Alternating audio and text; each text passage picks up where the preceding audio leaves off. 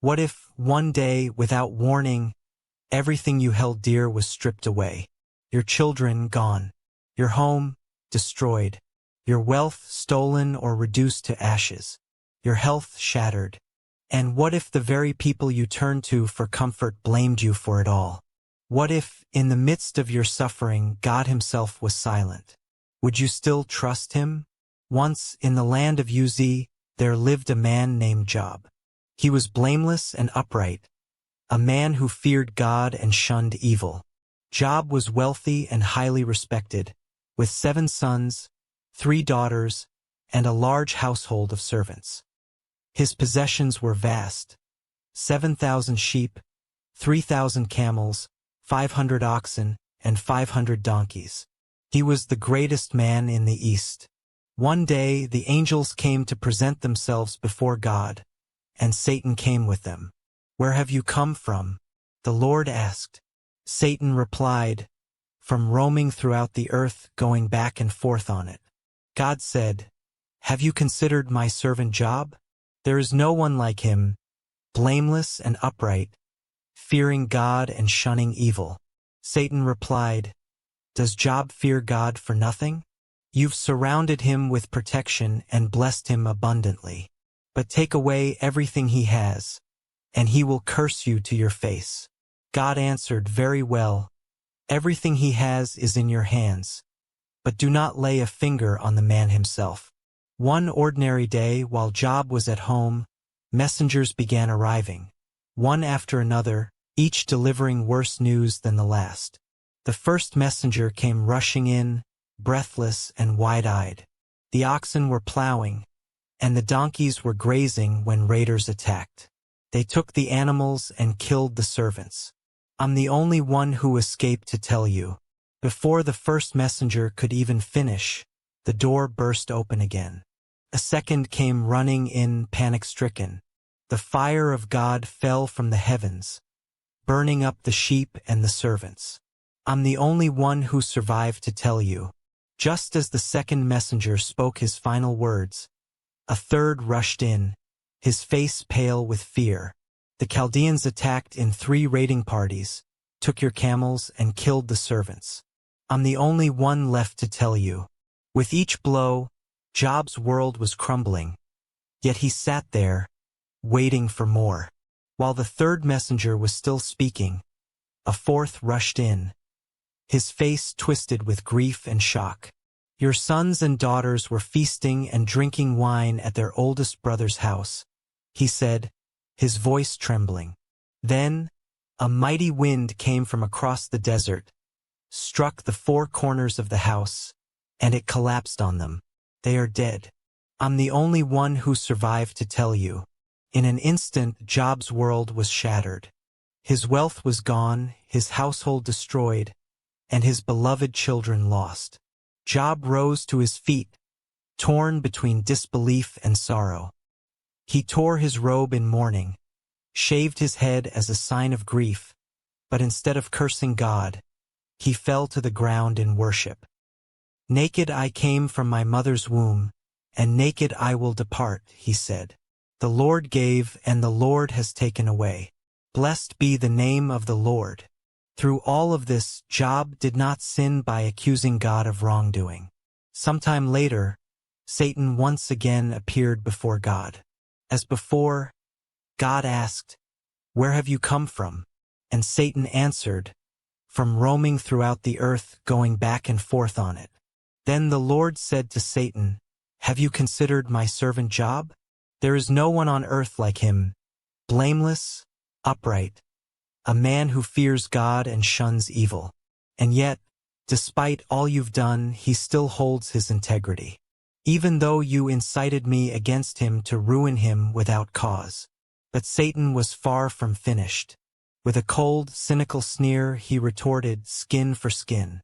A man will sacrifice everything to save his own life. But if you strike his flesh and bones, he will surely curse you to your face." God responded, "Very well. He is in your hands, but spare his life." And so Satan left the presence of the Lord. If you're finding these stories powerful or moving, please consider subscribing. It helps a lot. These videos take time to create. Satan's torment of Job was unlike anything he had ever known. Boils and painful sores erupted all over his body, from the top of his head to the soles of his feet. Every inch of his skin screamed with agony as blisters formed, cracked open, and oozed pus. His every movement sent waves of pain through him. Stripped of his children, his wealth, and now his health, Job was unrecognizable. He wandered to the outskirts of the city, to the place where the ashes were cast. There, he sat alone, his dignity shattered, his soul heavy with grief. Taking a broken shard of pottery, he scraped at his oozing sores, desperately searching for some relief from the unbearable pain. His wife, the last person left by his side, gazed at him with hollow eyes, consumed by her own sorrow. "Are you still holding on to your integrity?" she asked bitterly. "Curse God and die." Job turned to her, not with anger, but with a deep, steady sorrow. "You speak as one of the foolish women speaks," he replied. "Shall we accept good from God, and not also accept trouble?" And in all this, Job did not sin with his lips. When his 3 friends, Eliphaz the Temanite, Bildad the Shuhite, and Zophar the Naamathite, heard of the devastation that had befallen him, they left their homes, determined to mourn with him and offer comfort. They had known Job as a man of strength, wisdom, respect, and nobility. But when they saw him from a distance, sitting in ashes, covered in sores, scraping his skin with broken pottery, they were struck with shock. They could not recognize the man they once knew. Grief overwhelmed them. They raised their voices and wept aloud. Each of them tore their robes and scattered dust into the air toward heaven. It was a gesture of profound sorrow, an unspoken bond of grief. Job's friends didn't just come to comfort him. They entered into his suffering. For 7 long days and nights, they sat with him in silence, the weight of his pain too great for words. Then, when the silence became unbearable, Job finally spoke. He cursed the day of his birth. "Let the day perish on which I was born, and the night that declared, a man is conceived." To Job, even his existence felt like a cosmic mistake, a door that should never have opened. He envisioned a world where he had never been born, where sorrow never had the chance to touch him. "Why didn't I die at birth, or perish as I came from the womb?" he lamented. If only death had taken him then, he would have known peace. All he wanted was for the suffering to end. His friends, hearing his despair, could no longer remain silent. Surely, they thought, this kind of torment could only have one explanation. Eliphaz, the first to speak, hesitated before asking, "Job, will you be angry if I speak the truth? No innocent man suffers like this. God punishes the wicked. Maybe you did something wrong," he added, suggesting that Job's suffering was a punishment. But Job, with defiance in his eyes, fired back. "What truth? You twist my pain into a lie. I know my heart. God knows my heart, even if he crushes me for no reason," Job had said, his voice heavy with the weight of his suffering. Then Bildad spoke, his words cold and sure. "How long will you keep talking like this? Maybe your children sinned, and this is God's punishment. He is just, and if you were truly righteous, he would help you." Job, in raw defiance, shouted, "You blame the dead? You mock me. If God would just answer, I would plead my case. But he hides, leaving me to rot." Zophar, with bitter certainty, chimed in, "Stop lying to yourself. Your pride is your downfall. God sees your wickedness. Beg for mercy before it's too late." The debate raged on. Job clinging to his innocence, accusing God of being unjust, while his friends, self-assured and relentless, declared his guilt. They spoke as if they were the judges, their words condemning him at every turn. Yet, above the turmoil, beyond the storm clouds, God was listening. After all the silence, after Job's anguished cries, after the endless speeches from his friends, the Almighty himself finally spoke. And from the heart of the storm, God's voice thundered. Who is this that speaks without knowledge? Prepare yourself like a man. I will question you and you will answer. The voice of God was strong, filled with power, but each word was intentional, weighty. Where were you when I laid the foundations of the earth? Tell me if you understand. Who marked off its dimensions? Who stretched the measuring line across it? Have you ever commanded the morning to come or guided the stars across the sky? Do you send the lightning? Do you give the horse its strength? Can you hunt the prey for the lion or provide food for the ravens? God painted a picture of his dominion over creation. The heavens, the seas, the storms, and every creature, from the wild ox to the soaring eagle, from the mighty mountains to the deep oceans, from the untamable behemoth to the fearsome leviathan, creatures that no man could control. Can you hook the leviathan? Can you put a rope through his nose? Who then can stand against me? God asked.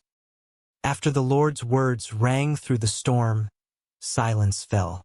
Job stood there, struck silent, feeling as small as a grain of sand beneath the weight of God's eternal power. Then Job spoke, his voice humbled and full of newfound understanding. I am nothing. What can I say to you? I put my hand over my mouth. I spoke once, but I will say no more. In that moment, Job realized that he had been trying to understand God's plan through his own limited perspective. But God's wisdom was so far beyond his own comprehension. With a heart full of reverence, Job spoke again, his words now laced with respect and trust. I know that you can do all things. No plan of yours can be thwarted. You asked, who is this that hides knowledge without understanding? I am that person. I had heard of you before, but now my eyes have seen you. I take back what I said, and I am sorry for the words I spoke in my pain. Job humbled himself before God, recognizing that even in the midst of his suffering, God's power and wisdom were beyond his understanding. He trusted in God's plan, even when he couldn't see it.